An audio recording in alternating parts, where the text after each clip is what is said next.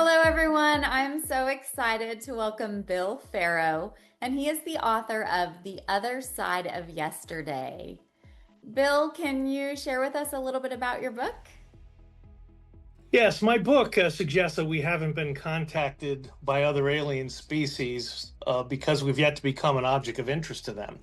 That's generally what it's all about. We haven't considered the possibility that an advanced civilization would likely have evolved into a post-biological machine culture, and yet that's the premise of my book, that once we do, then we would attract the attention of an alien species who are likely to have reached that point in their own evolution. For example, Wow. yeah, Okay. Yeah. yeah, to get into the plot a little bit, if you want to do that, the other side of Yeah. yesterday begins as humanity stands at the precipice of taking its first steps in its post-biological evolution, Uh-huh. with, as you may have guessed, the evolution of the development of AI. And Mm. while we currently view AI as just a new tool, an ancient race known as the Yaku viewed it as a birth alert and our qualification for first contact. And this whole story evolves from there. The Yaku are an ancient machine race that have watched the Earth and human evolution since its infancy and has been waiting for the exact moment of our likely transition from biological chaos to the structured immortality of a machine culture in order to make first contact with us. They don't come to conquer, they're here to initiate first contact now that we're finally about to become like them. Mm. But there's a problem. Hmm. The Akuno from past encounters with evolutionary species that have at the same point we're at, that the transition period to a machine culture, the threshold we're on right now, is fraught with danger and is in fact the most dangerous moment in our history. It's the moment where we possess the power to destroy ourselves but lack the machine logic to prevent that destruction. So the Aku are here to help shepherd us past that point of danger in our evolution. Now, if you want me to go on, I can get a little bit more into the plot line as far as the characters themselves. For example, the story's protagonists are a select group of humans that were chosen by the Akud to help them bridge the evolutionary gap, sort of like ambassadors. Okay, Hmm. but first contact in the story isn't a simple handshake. The Aku initiate a series of time travel experiments in order to shape the timeline of our evolutionary past, so we avoid destroying ourselves, shall we say?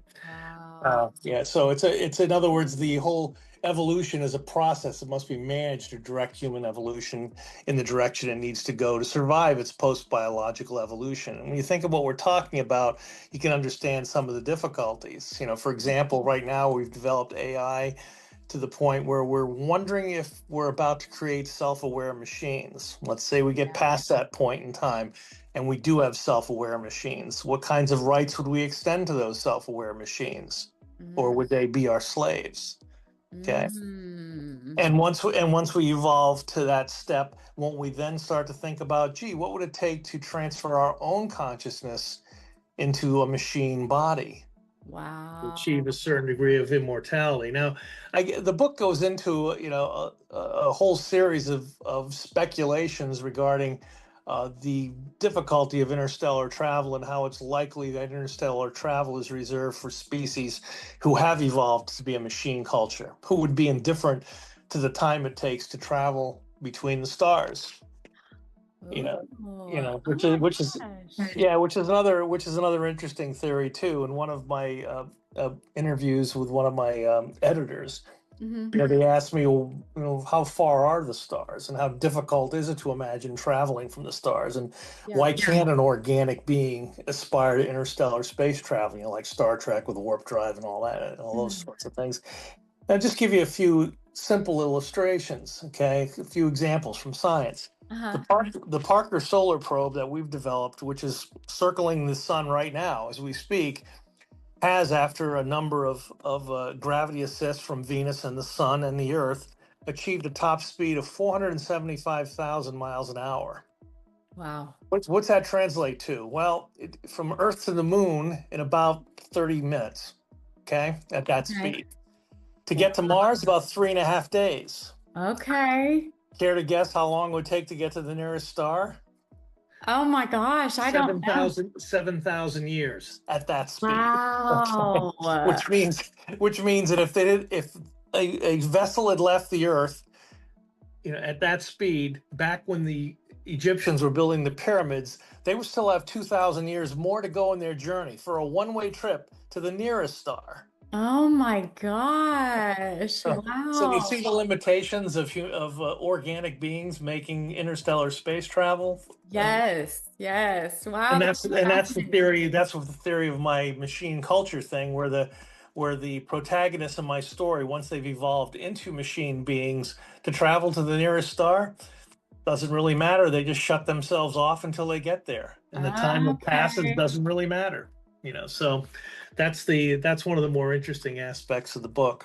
Well, Bill, Um, I love this. This is a fascinating concept and story. And, the fact that you've pulled AI into the whole thing, which is, like a big topic right now, I just think it makes it even more interesting. So, what was your inspiration for writing the book? Well, I'm often asked that question, and my answer is that I've always dreamed of writing the kind of sci-fi book that I would enjoy reading myself. I grew up reading the sci-fi works of the giants like Isaac Asimov, Arthur C. Clarke, etc., Robert Heinlein, just to name a few. But as we stand now on the precipice of our AI machine revolution, the question comes up: where will we be socially, culturally, and even biologically in, let's say, 1,000 years Mm-hmm. or 1,000,000 years? What will humans look like in the year 3026 AD or 1 million AD? How Yeah. will our machine culture affect the way we'll live socially, economically, politically? The other side of yesterday starts us down that path of questioning our future as a species.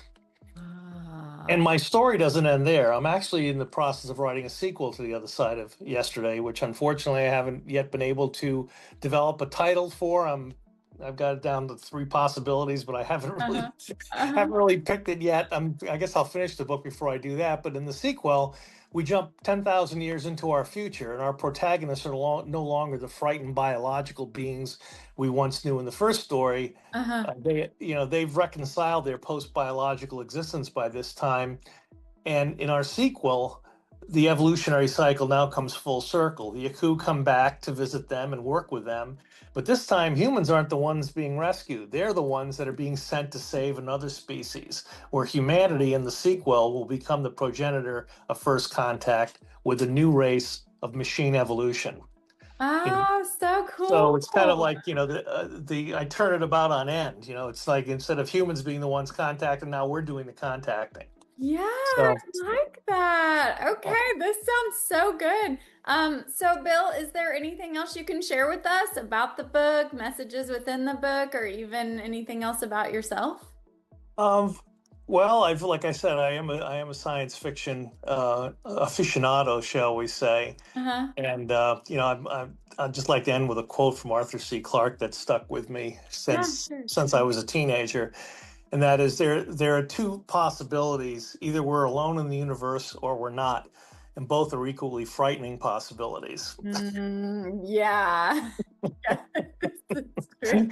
So, and Oh that's a man. question I've been asking myself all my life, and will continue to ask as I continue with enthusiasm to write the sequel to The Other Side of Yesterday, and of course to get that book out there in the marketplace. I've only released it to a select few friends and relatives, and either they're being unusually polite or they've been honest in their assessment of it, and really like it. So, Awesome. uh, Okay. Well, and really, ultimately, it's the story of hope and transcendence. It follows an yeah. evolutionary path. These are good aliens here to help us, okay, as Yeah. opposed to the multitude of aliens attacking us stories. I mean, this is not Yes. this is not Independence Day, okay? Yes, that's what I like about it, is that the aliens are here to help us. I really, Yes. really like that part. Yeah. And I think that this sounds fascinating. It's something that we all think about. Is there life out there somewhere else? Right. And yeah, Where is I where is it? I mean, Fermi's paradox. That's the foundation of the whole thing here. I mean, for the physicist Enrico Fermi, set in 1950. With if you just do the math, there's a billion plus stars in the Milky Way galaxies and billions of galaxies. There must be literally hundreds of millions of intelligent species out there. So Yeah. where are they? You know, Yeah, exactly. why the great silence? And that's something I try to answer with this theory I've purported in the other side of yesterday. So Well, cool. I'm sure that, those who read this are going to be looking forward to the sequel as well. And it sounds like you're already getting really good feedback on the book. That's yeah, awesome. yes. So, yeah.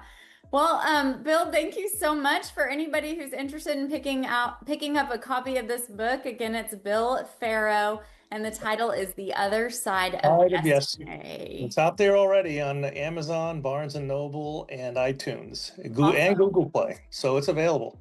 Awesome. Well, thank you All so much, right. Bill, for being with us today. Thank you. Take care. Bye bye.